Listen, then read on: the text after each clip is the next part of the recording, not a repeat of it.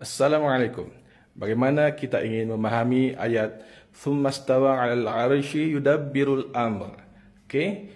Mula-mula sebelum kita cakap tentang ini kita perlu faham bahawa Al-Quran ini laras bahasa sastra, menggunakan laras bahasa sastra.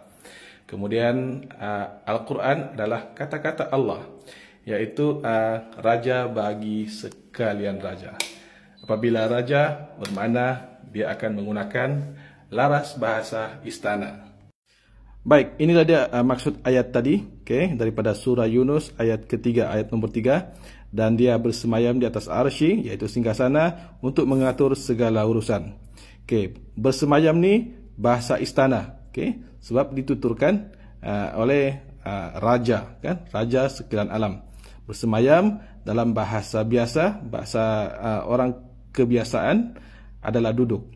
Tetapi secara general, dia tidak nyatakan duduk bersila, dia tidak nyatakan duduk bersimpu dan sebagainya, tetapi duduk, bersemayam. Baik, kemudian arsy, di sini dia diirtikan sebagai singgasana. Arsy juga bermaksud, kalau bahasa Inggris dipanggil throne. Throne ni kalau kita translate ataupun alih bahasa ke bahasa Melayu, dia jadi takhta. Arsy. Kalau kita tengok kamus pun singgasana ni bermaksud tahta juga. Tetapi secara spesifik, singgasana ni adalah sebuah tempat di mana tempat bersemayam ini disediakan. Sebuah tempat di mana tempat duduk itu disediakan. Dan throne ataupun tahta ni adalah kedudukan. Kedudukan maksudnya kalau bahasa kita ni pangkatlah, kan. Tetapi kalau bahasa raja, bahasa istana, dia dipanggil takhta. Raja telah menaiki takhta. Macam tu. Ataupun kita pernah dengar speech from the throne. Bermakna ucapan raja, ucapan dari takhta. Macam tu. Kemudian Allah sambung, untuk mengatur segala urusan. Jadi dia bersemayam di atas arsy ataupun singgasana untuk mengatur segala urusan. Maksud pertama. Maksud kedua, dia bersemayam di atas takhta untuk mengatur segala urusan.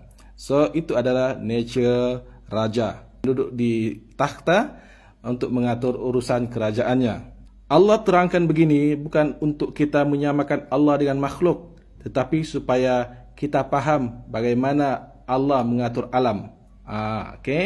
Sebab kalau Allah sampaikan dalam bahasa Allah, sudah pasti tiada satu orang pun manusia yang faham apa yang Allah katakan. Jadi ayat yang berbunyi Thumma stawa 'alal 'arsy yudabbirul amr, sebenarnya ayat yang berbentuk majaz ataupun metafora.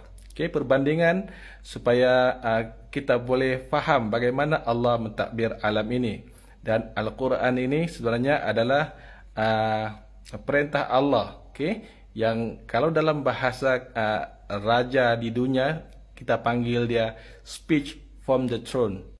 Sebagai ayat yang diungkap dalam bentuk majaz, maka kita tidak boleh pegang ayat ini untuk menyamakan Allah dengan makhluk, kerana sesungguhnya Allah tidak sama dengan makhluk. Adakah bersemayam dan juga arsy ini kita reka-reka? Sebenarnya tidak. Kita alih bahasa dari bahasa asal. Sumastawa. Istawa tu bersemayamlah. Jadi tidak wujudlah menyamakan Allah dengan makhluk ataupun mujassimah ni.